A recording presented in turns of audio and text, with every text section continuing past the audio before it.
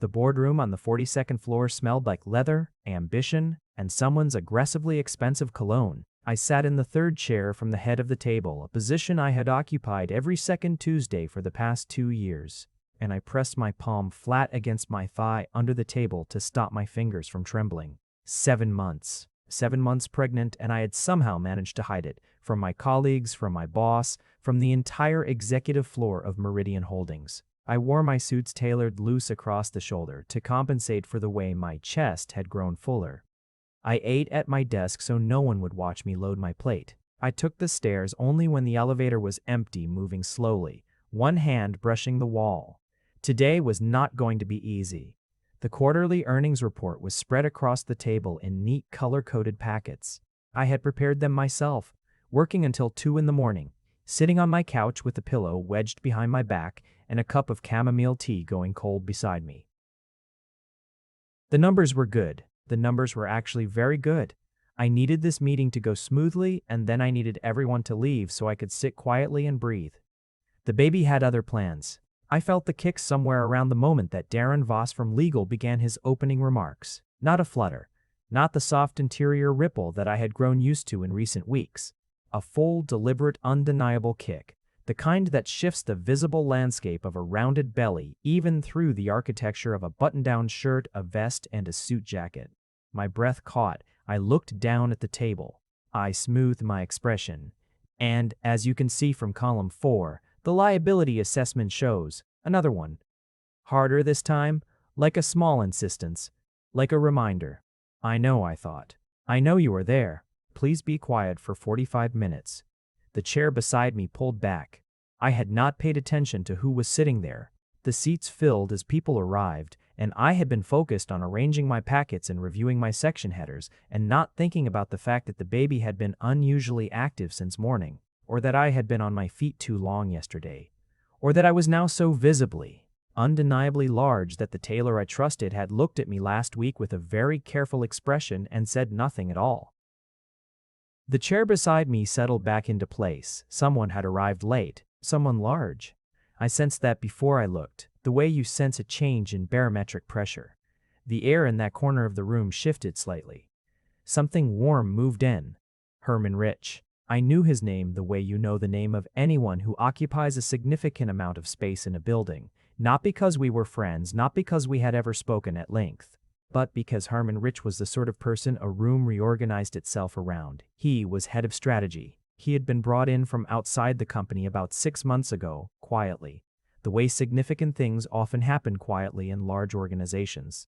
He sat on the executive committee. He wore his authority without performance, which, in my experience, was rarer than anyone liked to admit. He was also, and this is the part I had been careful not to think about too directly, an alpha and not a subtle one.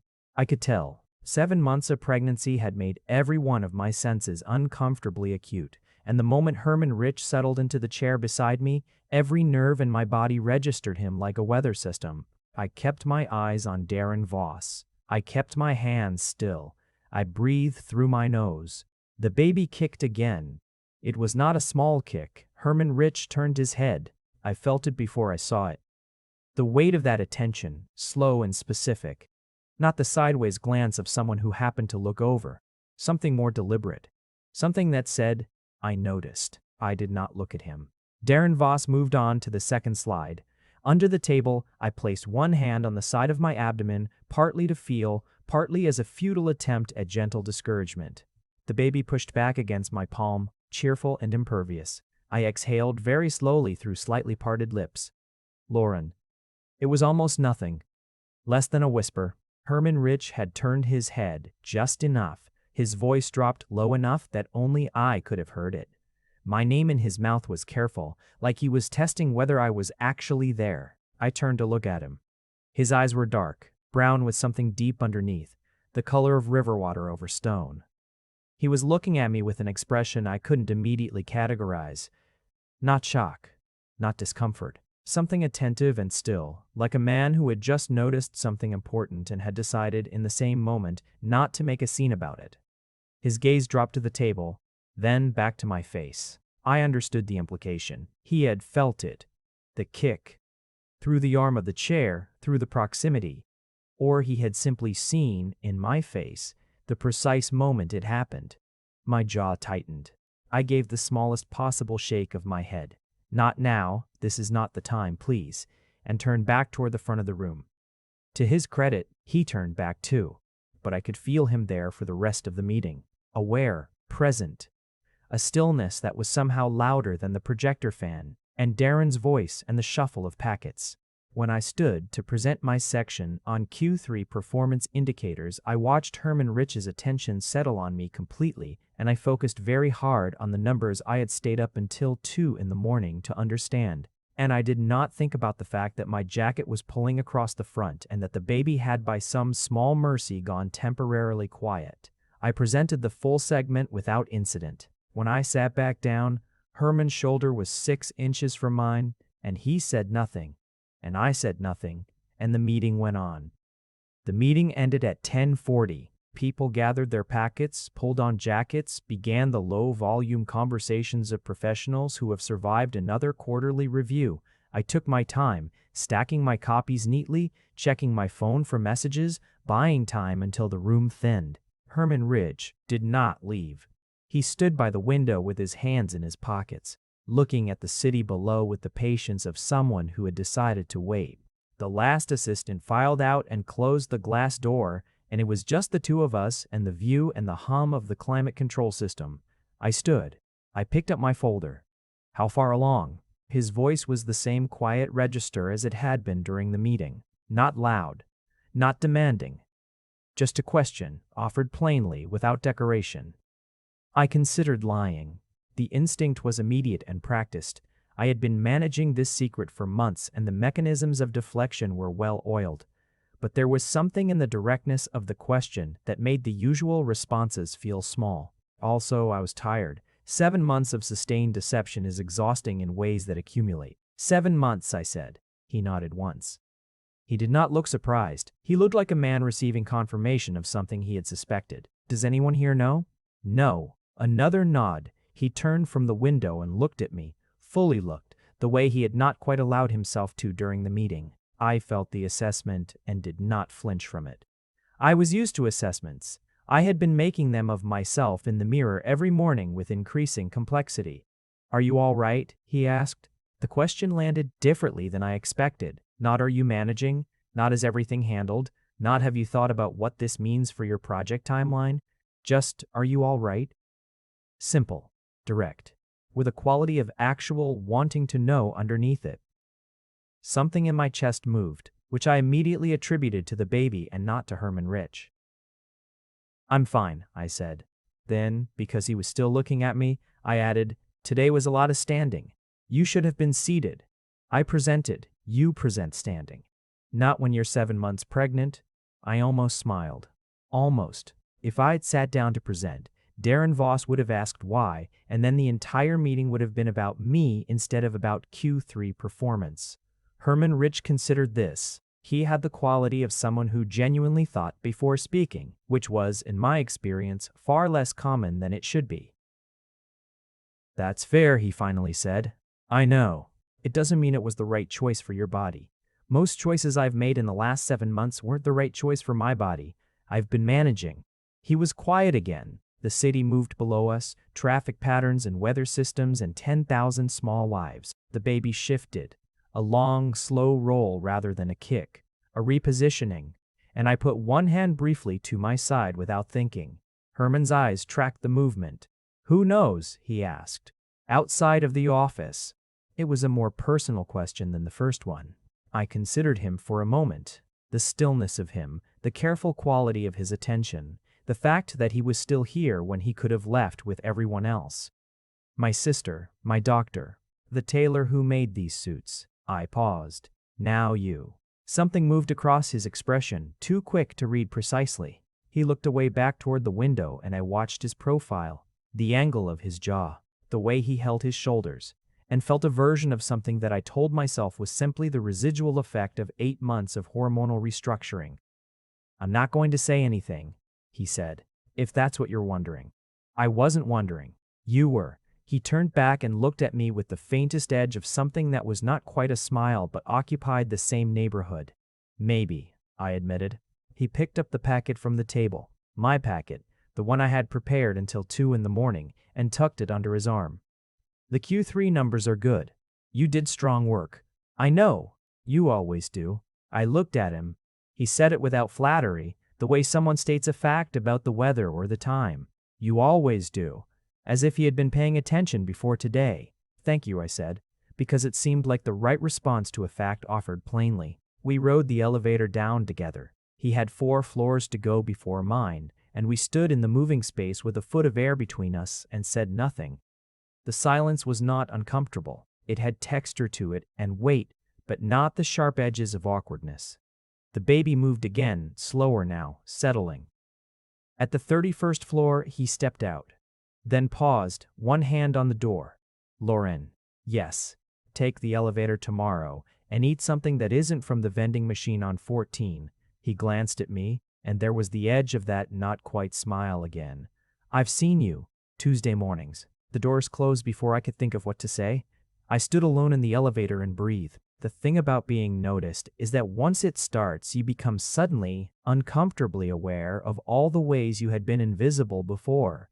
I had worked at Meridian Holdings for 4 years. I had been promoted twice, moved departments, once survived 2 corporate restructurings, 3 annual reviews, and one very difficult period in which the head of my division had been replaced by someone with different priorities, and I had been required to quietly, systematically make myself indispensable to him.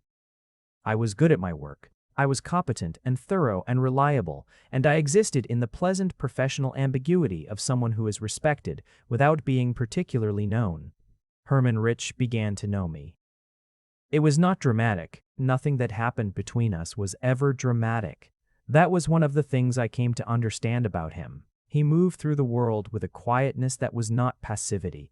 It was more like the deliberate control of someone who had decided exactly how much of himself to deploy in any given situation, and deployed it precisely. He started by showing up in my doorway, not often, once or twice a week, sometimes with a question about data I had produced, sometimes with a document that he wanted a second opinion on. He would stand in the frame.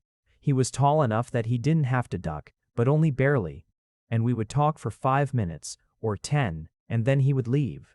He did not ask about the pregnancy again, but he noticed everything related to it without making it the subject. When I arrived in the small conference room for a working lunch that had been arranged by the division head, I found that the chair nearest the door, which was the most accessible, and which had a slightly higher seat, had been quietly reserved, not officially, just cleared of its extra papers and positioned with a small deliberateness that no one else would have noticed. When the office ordered lunch and the delivery included, inexplicably, a container of miso soup that no one had asked for, it appeared on my desk with no note. When a cross-departmental meeting ran long and moved into the early evening and the building's heat system began its after-hours reduction, a jacket materialized over the back of my chair. A man's jacket, good wool, smelling of cedar and something clean.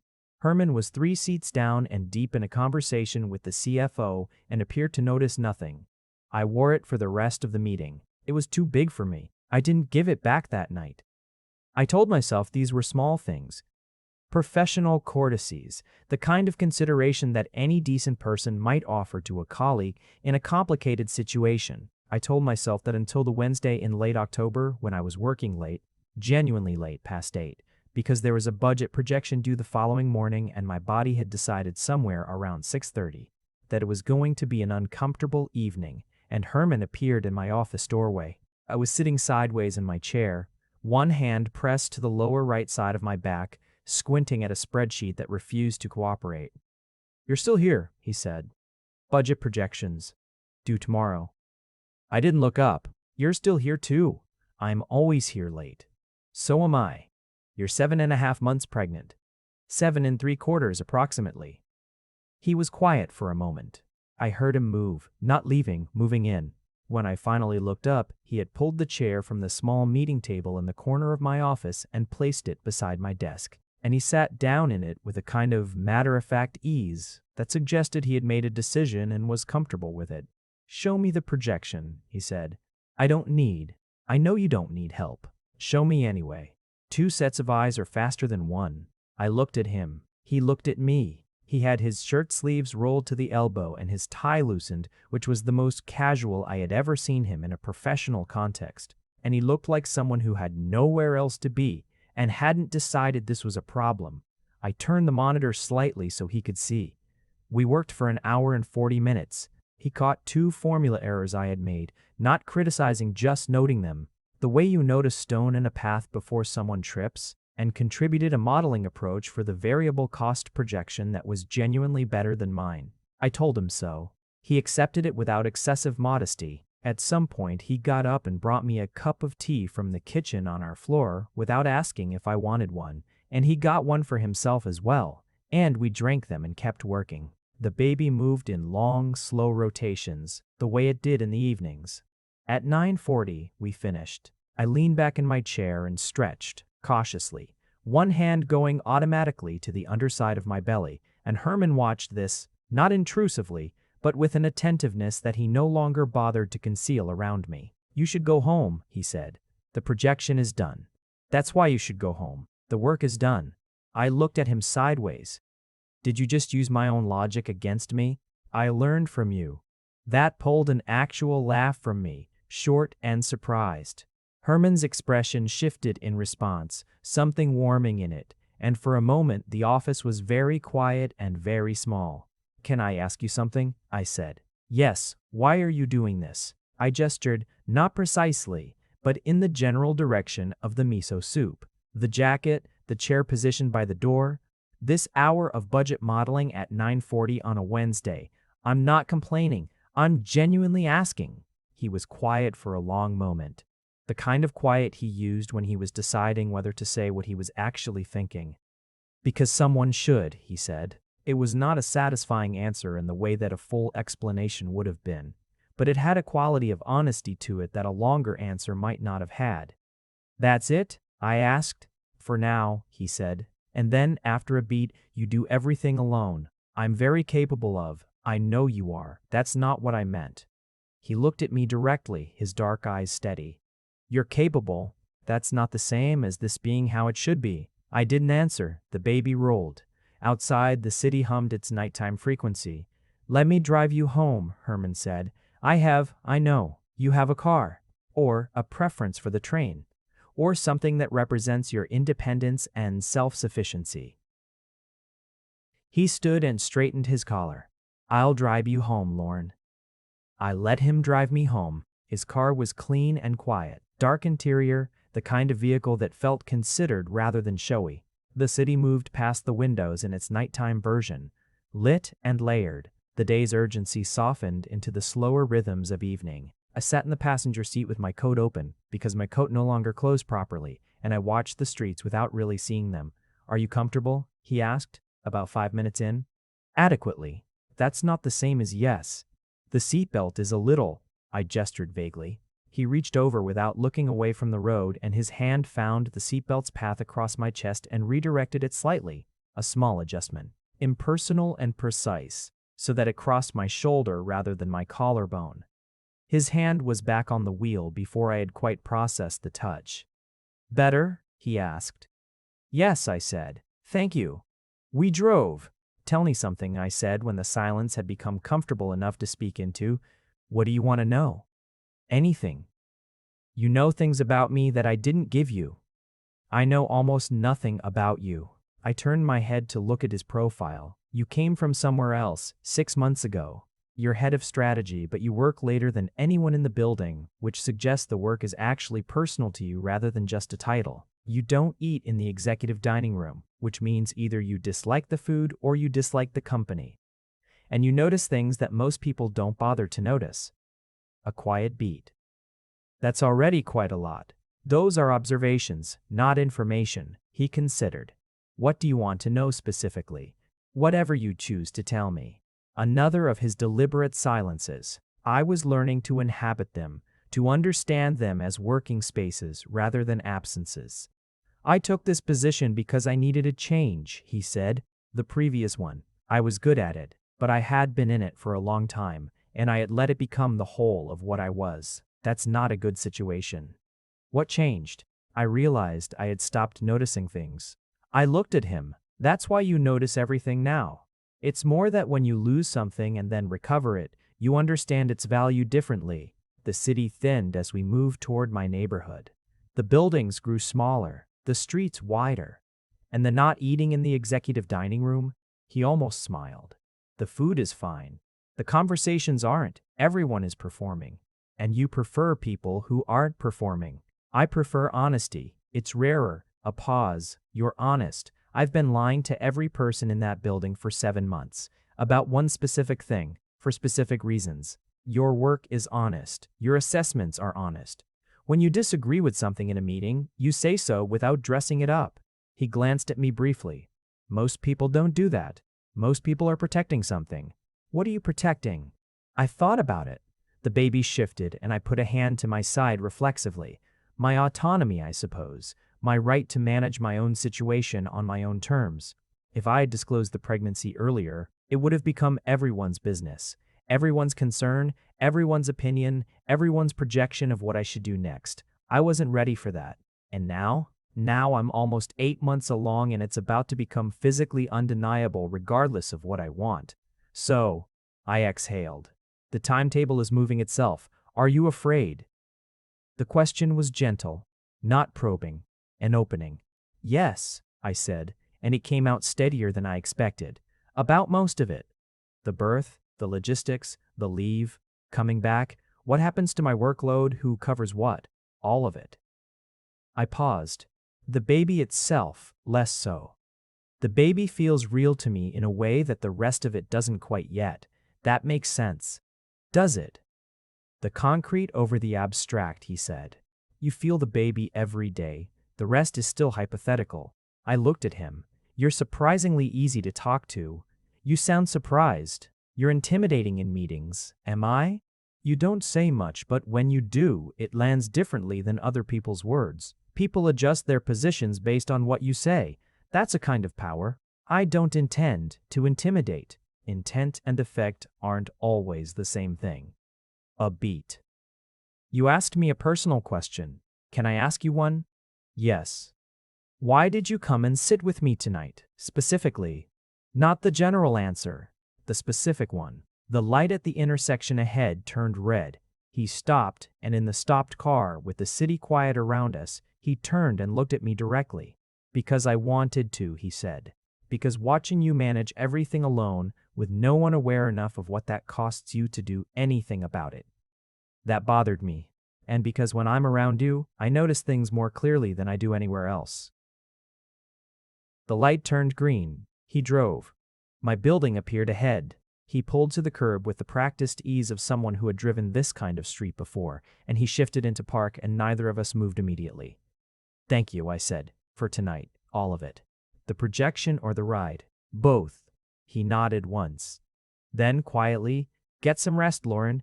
I got out of the car and walked to my building door and I did not look back, but I heard his car idling at the curb until I was through the door, which meant he waited until he knew I was safe inside. I stood in my lobby and pressed the elevator button and felt something warm and complicated spreading through my chest. The baby kicked once, satisfied. November arrived with cold air and early dark and a new phase of everything being harder. My body had moved into its final stage of adjustment, a gravity-altered, sleep-interrupted, breathless after staircases reality that I managed with the same organizational efficiency I applied to everything. I had a system. The system was less effective than it used to be, but it held. Herman and I developed something that neither of us named. He came by my office twice a week, sometimes 3 times. We talked about work, genuinely because there was genuine overlap in our areas, and because we were both the kind of people who found intellectual engagement restorative, but the conversations moved, almost always, beyond work. I learned things about him the way I learned things about a city, not all at once, but through repeated visits to different corners. He had grown up without much. He said this matter-of-factly with no performance of hardship. He had worked his way into business through a combination of ability and the particular stubbornness of someone who has decided that the shape of their life will not be determined by the circumstances of their beginning. He had been, at various points, someone who worked too hard and too exclusively, and the reassessment that had brought him here was the result of a long and not entirely comfortable period of reconsidering what he was actually doing and why. He asked good questions. Not intrusive ones. He had a quality of knowing exactly how far to go without overstepping, which I suspected took more practice than he made it look. He asked about my work before Meridian. He asked about my sister, who I mentioned occasionally, and remembered everything I told him with a precision that startled me the first few times. He asked what I liked to read, what music I put on when I was working late, what I found genuinely interesting as opposed to professionally necessary. These are not the questions of a colleague. I knew that. I was not naive about what was happening, and I was not naive about my own responses to it. The warmth I felt in his presence had a specific quality, the way my attention arranged itself in a room he was also in. That was not professional courtesy. The fact that his jacket, which I had kept and dry cleaned and had every intention of returning, was still on the hook behind my office door 2 months later, that was not an oversight. But I was 8 months pregnant and I was in the middle of the largest personal transition of my life, and whatever this was had a fragility to it that I was unwilling to disturb. I said nothing. He said nothing. We continued. The Thursday before I finally filed my leave paperwork, he came by later than usual.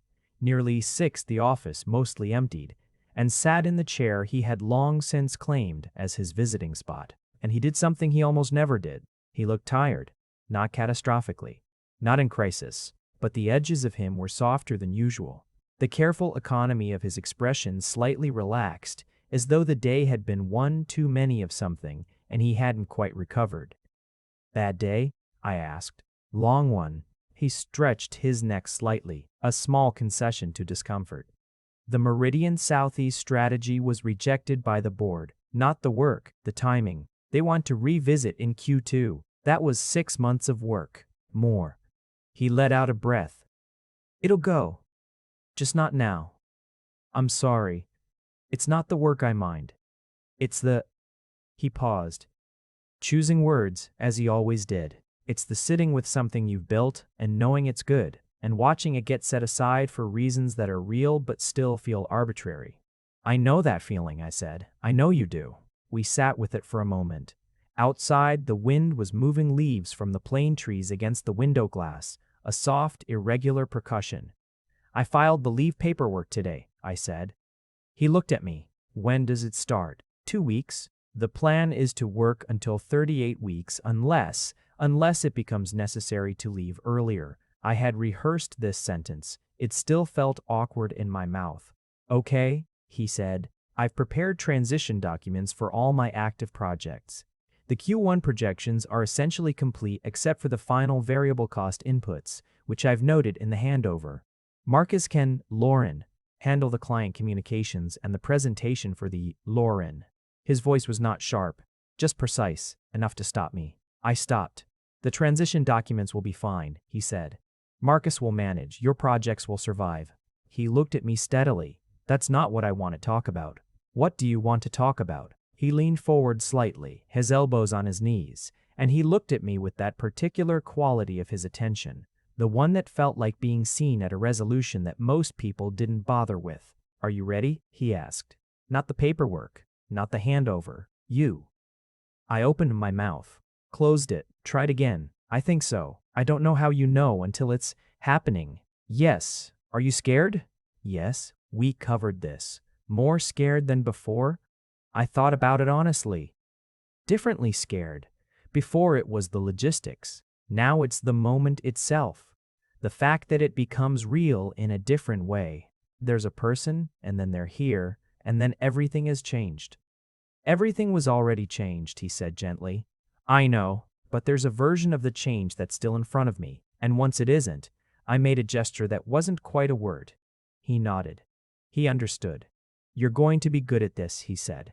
You don't know that. I know how you work. I know how you think. I know you've been managing this alone for 8 months with more competence and more grace than most people manage things that are far less difficult. Something shifted in his expression.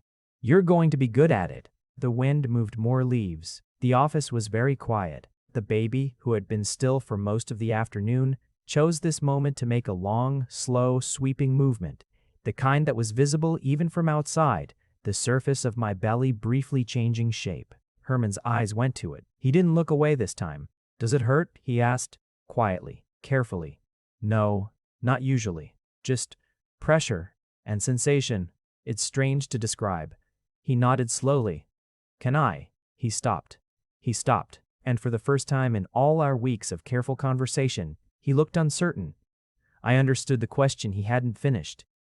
Yes, I said. He reached out, slowly, with the same precision he brought to everything, and placed his large hand flat against the side of my belly. He didn't press, just rested. The baby moved into the warmth of his palm like a plant toward light. Another long push, recognizing something. Herman's eyes closed for just a moment. When they opened, they were different. The professional surface, the carefully maintained remove gone. Just the man. Just this. Oh, he said, softly.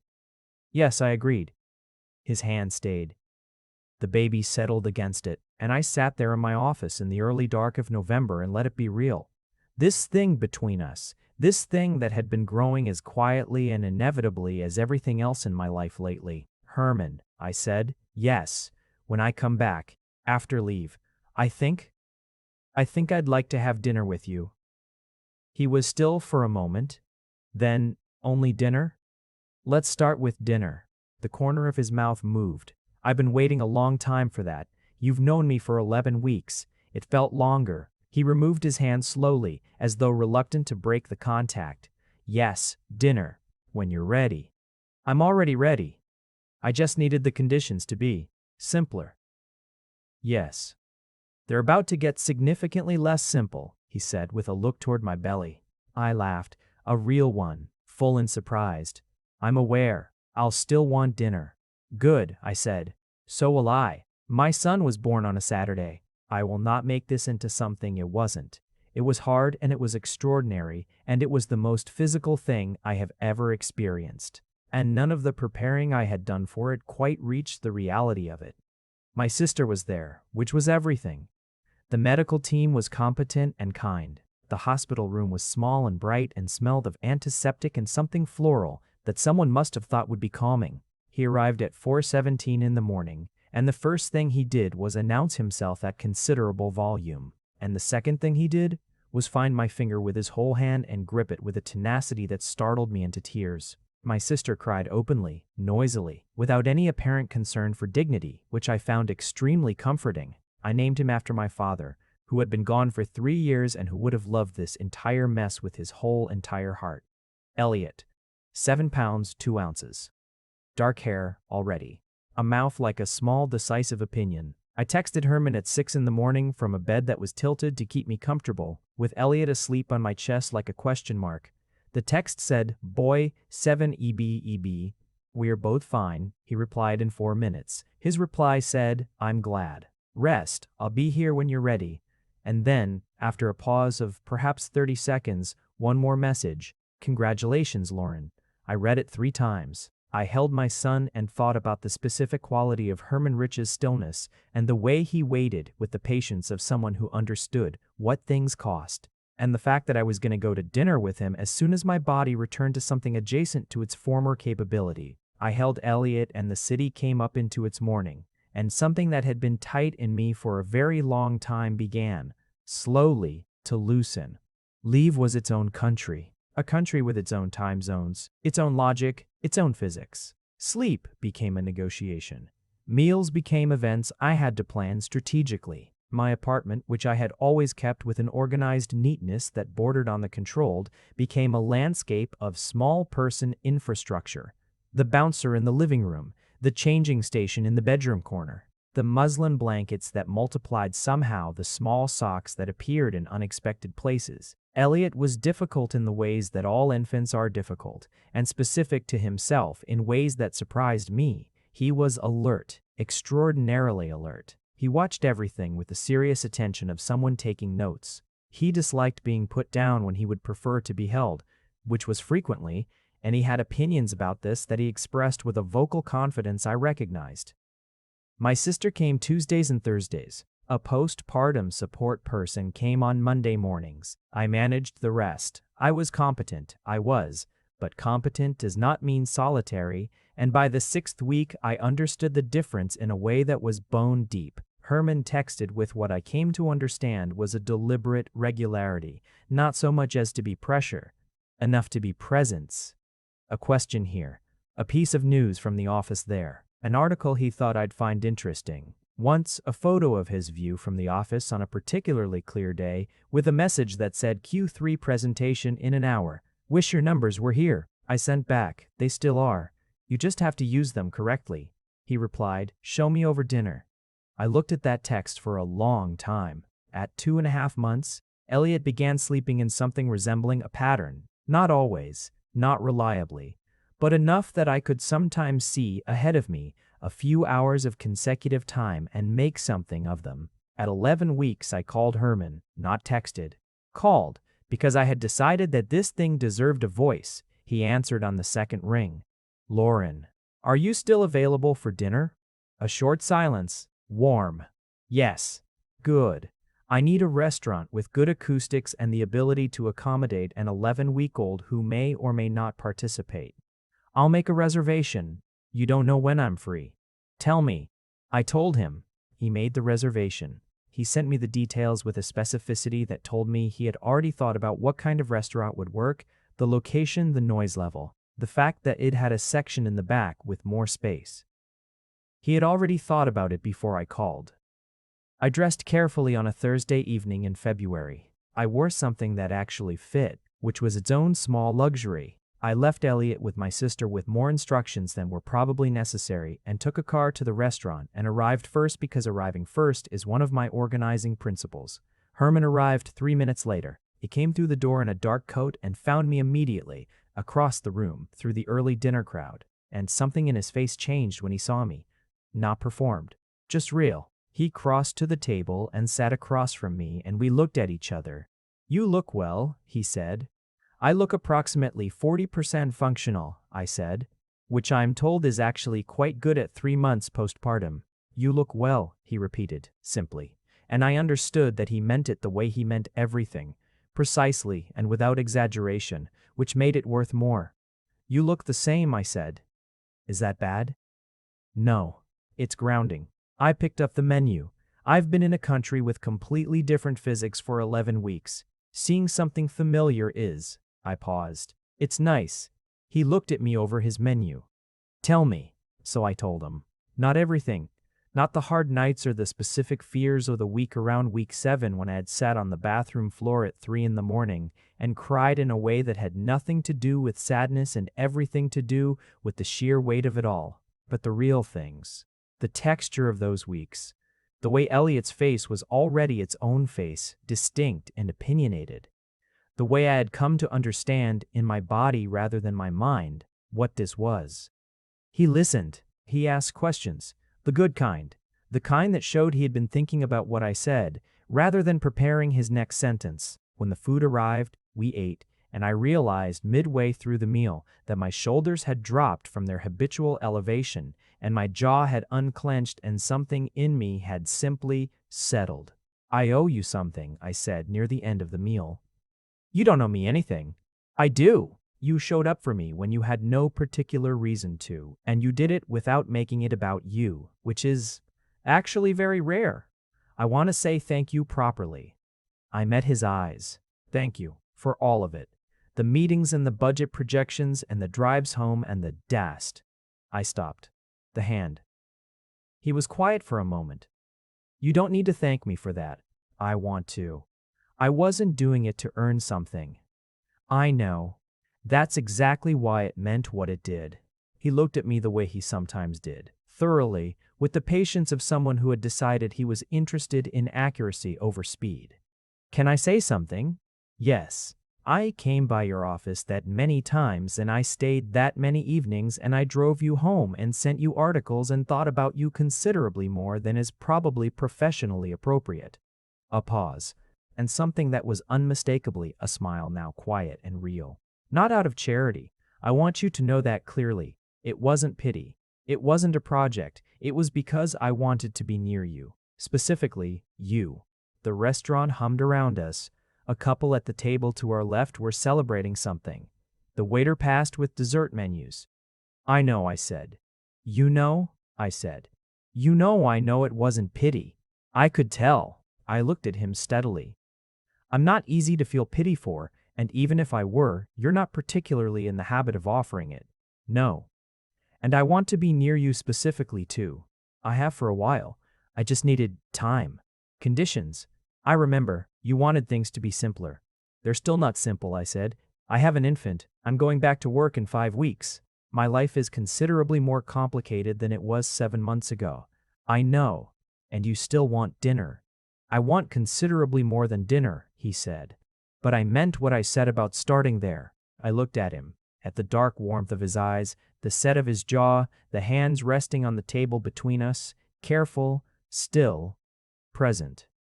So do I said. He reached across the table and covered my hand with his, not pressing, not performing, just there. I turned my hand over. What followed was not a montage, not a rush, not any of the sudden transformations that happen in stories that prioritize narrative economy over emotional truth. What followed was slow and real and, in its slowness, deeply good. Herman and I had dinner again, 2 weeks later, at a different restaurant. He came to my apartment the following Sunday for what was ostensibly a working session on a project that overlapped our departments, and was in reality a working session on a project that overlapped our departments. Plus 4 hours of being in the same space with Elliot asleep in the next room and takeout containers on the coffee table, and a conversation that moved from quarterly projections to the nature of ambition to what we both quietly wanted from the years ahead. He held Elliot for the first time that day. I handed him over with instructions. Support the head. He tips to the left when he wants to look at something. If he fusses, he sometimes just needs. I have him, Herman said, and he did. He held Elliot with the careful competence of someone approaching something that mattered, and Elliot looked up at him with those particular dark eyes of his, and then did the thing he sometimes did, which was reach up and grip the nearest available finger. Herman looked down at that grip. I watched his face. I watched the thing that moved through it. He does that, I said. I know. His voice was slightly different. You told me about it. At the hospital, you said it startled you. You remembered that. I remember everything you tell me. I stood there in my living room on a Sunday afternoon in early spring and watched the man I was falling in love with hold my son. And I let it be what it was. Herman, I said. He looked up. I'm keeping the jacket. He looked momentarily confused, and then, because he remembered everything, he understood. The wool jacket, the one that had appeared over the back of my chair on that long meeting evening, 4 months ago now. The one I had dry cleaned and meant to return. He looked at me with something that was entirely visible now, entirely unhidden. Keep it, he said. I went back to work at the end of March. The return was not as complex as I had feared. Partly because I had done the preparation, and partly because the office had, in my absence, apparently reorganized slightly to accommodate a reality everyone now knew about. My transition documents had been thorough, Marcus had managed adequately, the Q1 projections had landed well, and Herman had, in his quiet, specific way, made things easier without advertising that he was doing so. I didn't learn the details. I suspected I wouldn't, because that was how he operated. But I felt the effect of them. I came back. I was good at my work. I was also, for the first time in a long time, not doing everything alone. Herman was in my doorway again the first week back, same as before, asking about a data model he was building. We talked about it. Then we talked about other things. He asked how Elliot was. I showed him a photo, a recent one, where Elliot was looking at something just outside the frame with the expression of someone forming a strong opinion about it. Herman looked at the photo for longer than was strictly necessary, and then handed the phone back. He looks like you when you're about to disagree with a budget allocation, he said. He looks like himself, I said. Yes, he agreed. He does. It was a Wednesday in May, the building coming alive with the particular energy of an organization moving into its busy season, when Herman appeared in my doorway and, instead of asking about data or strategy or anything professional at all, said, I want to take you somewhere on Saturday. I looked up from my monitor. Where? Not far. There's a market that runs on Saturday mornings. I go occasionally. There's good produce and a coffee stand that I think you'd like. He paused. I'd like to show it to you. I thought about Saturday. Elliot's aunt had offered to take him in the morning so I could have a few hours of something that wasn't office-related recovery. The morning was technically available. Is this a date? I asked. Yes, he said without hesitation. in the context of the dinners we've had, which were already also dates. Yes, right. I looked at him. I just wanted to make sure we're calling things what they are. We are! He leaned slightly against the door frame, and in the morning light of my office, he looked good, present, like himself, which I understood now was a specific and valuable thing. I should have said it more directly before now. I didn't want to push. You never push. No. Sometimes I want you to push a little more. Something shifted in his expression. I'll keep that in mind. Good. The morning came. The market was everything he had implied. Colorful and loud in a Saturday morning way, not the loud of crisis, but the loud of ordinary life doing its thing. We walked between the stalls with our coffees, and he pointed out the vendors he knew by name, and I found herbs I had been unable to locate elsewhere. And we talked without any of the professional container that usually shaped our conversations. Out here, without the office, he was the same person. That was one of the things I had already suspected, and it confirmed itself now. The stillness was the same. The careful attention was the same. The quality of being genuinely present was the same. He wasn't one thing at work and another in the world. He was coherent. And that coherence was, I realized, one of the things I most valued in people and found most rarely. We sat at a small table outside a coffee stand and drank our second coffees and watched the market move around us. Can I say something out loud? I asked. Always. I'm happy right now. I looked at him, slightly to the side. I don't always know when I am. I have a tendency to assess rather than experience. But right now I'm doing this and I'm aware of it and I'm, yes, happy. Herman was quiet for a moment. Then, so am I. Good. I sipped my coffee. That's good. I sipped my coffee. That's good. He reached over and tucked a strand of hair back from my face. A small, unhurried gesture, familiar and certain. His hand didn't linger, just the touch, and then it was gone. But I felt it like a decision. Herman, I said. Yes. When we leave here, I'd like it if you came back to my apartment. He looked at me. The look was steady and thorough. Elliot is with his aunt until 2, I said. The apartment will be quiet. I have coffee there too, better than this, and I stopped. Started again. I'd like more time with you. In a quiet place, just us. Okay, he said, quietly, with that precision that meant exactly what it said and nothing extra. We left the market at 10:30. We walked to my building through the May morning air, not rushing, not filling the space with unnecessary words. He held a paper bag of things I had bought from one of the vendors. I walked beside him and felt the specific rightness of it, this configuration, this pace, this company. My apartment was, as promised, quiet. I made coffee. He sat at my kitchen counter and we talked. About nothing important, about everything. About the quality of light through my windows in the morning, and a book we had both read, and a decision he was weighing at work. Elliot's things were everywhere, as they always were. The soft toys, the small shoes, the board books on the shelf. And Herman moved among them with a comfort that told me he had already accepted entirely what all of this was. This is my life, I said at one point, meaning the apartment, the small shoes, all of it. I know, he said. You're comfortable with that. Yes. He looked at me across the counter. I'm comfortable with you. All of what that is. I set down my coffee cup. I walked around the counter. I stood close to him, closer than I had allowed myself to be.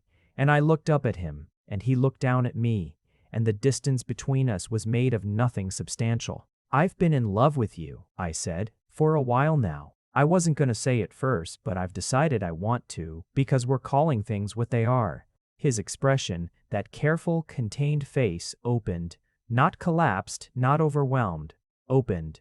The way a room opens when someone unlocks a door that's been closed too long.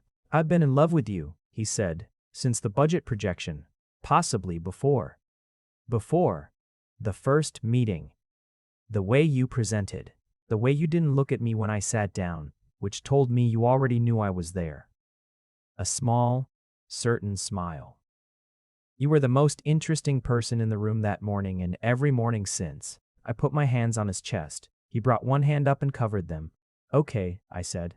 Okay, he agreed, and then he bent his head and I raised mine, and the distance closed. The following Tuesday there was a board meeting. It was not remarkable. Board meetings rarely are. The same leather smell, the same color-coded packets, the same 38-floor view of a city going about its business. I arrived early. I arranged my section of the table. I poured water. Herman arrived at 7:58, same as always. He crossed the room, same as always. He set his materials at his usual seat, 2 chairs from the head. He looked at me across the table. I looked at him. The division head was speaking. Someone was adjusting the projector. Darren Voss was engaged in the particular performance of looking extremely busy. Herman sat. The meeting began. No one in the room knew. Not yet.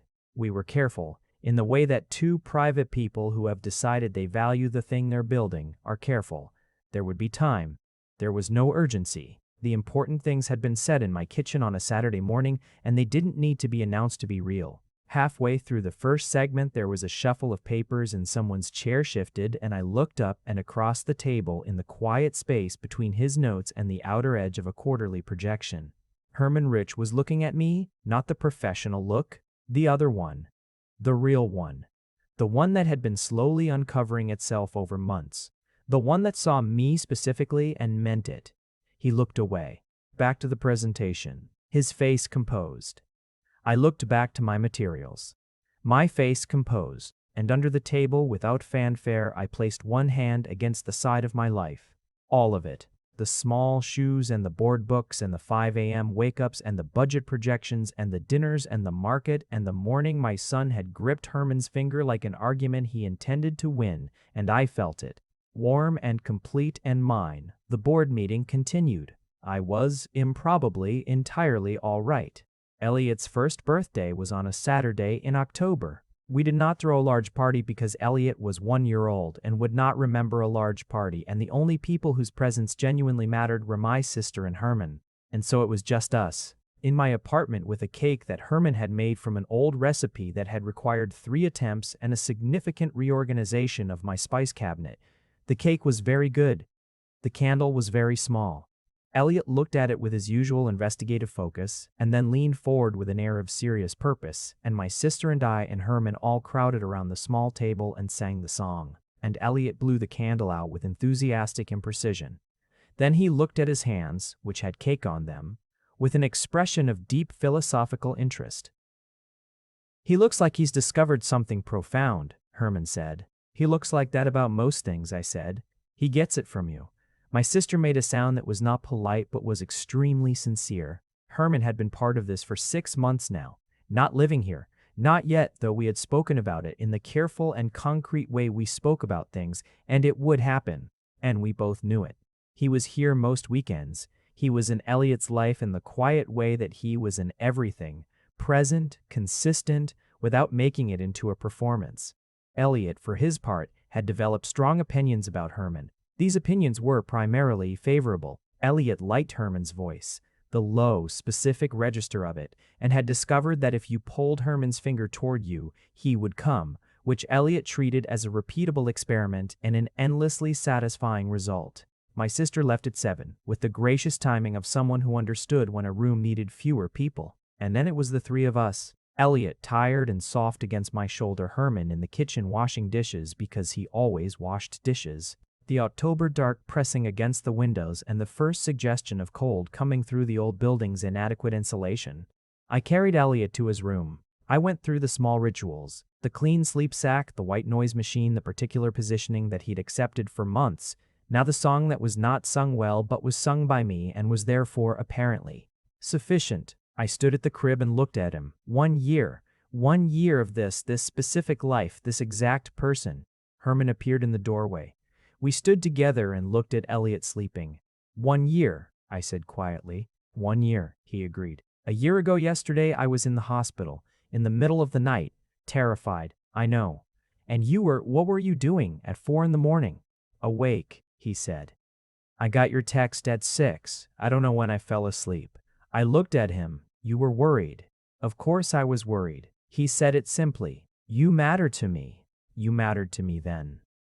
I reached out and found his hand in the dark. He took it. His thumb moved across my knuckles. Elliot breathed his small, even breaths. Herman, I said, yes, I want you to stay. not just tonight. In general. A beat. I think it's time to stop having two apartments. He was quiet for the kind of moment that isn't absence but arrival. I've been waiting for you to say that, he said. I know. I squeezed his hand. I make you wait for things. It's always worth it. I turned and looked at him in the narrow slice of hallway light that reached the doorway. The man I had met on a Tuesday in a boardroom 7 months before the whole world changed. The man who had sat beside me when I thought I was invisible and seen me specifically and decided to stay in my periphery until I had enough room to let him in. Let's go home, I said. He looked around the apartment. The small shoes by the door, the books on the shelf, the aftermath of a first birthday, a life lived. We're already here, he said. He was right, we were already here. If you made it to the end, you're my kind of person. Leave a subscribe, comment down your favorite part of the story. And if you want early access to videos, exclusive content, or just want to support the channel, hit that join button right below the video. Even one member genuinely means the world to me. See you in the next one.